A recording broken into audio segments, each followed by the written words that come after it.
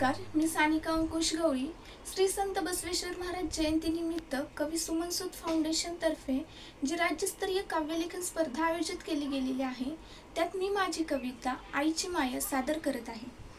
माय तुझी माया जुनं अथांग सागराचं पाणी, माय तुझी माया जुनं अथांग सागराचं पाणी, काट्याकुट्यातून जपले मला गुलाबाच्या कळीवाणी. स्वतः उपाशी राहिलीस पण पहिला घास मला भरवलास, स्वतः उपाशी राहिलीस पण पहिला घास मला भरवलास. माझ्या पोटाच्या खळगी पायी तू तुझ्या पोटाला चिमटा काढलास. ढाल बनून तू माझ्यावरची संकटे झेललीस, ढाल बनून तू माझ्यावरची संकटे झेललीस. नेहमीच माझ्या मागे तू भक्कमपणे उभी राहिलीस.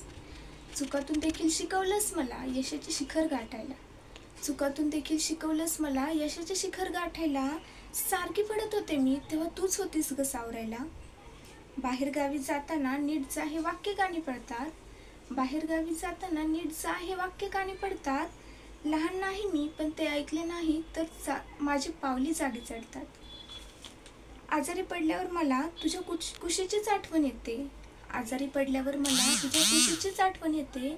गोळ्यांनी नाही ग मी तर तुझ्या मायेच्या उभीनी बरे होते. तुझ्या ममतेपुढे आई लेखणी माझी थकली, तुझ्या ममतेपुढे आई लेखणी माझी थकली. शब्दांची देखील मर्यादा संपली पण तुझी माया कधीच नाही आटली, पण तुझी माया कधीच नाही आटली.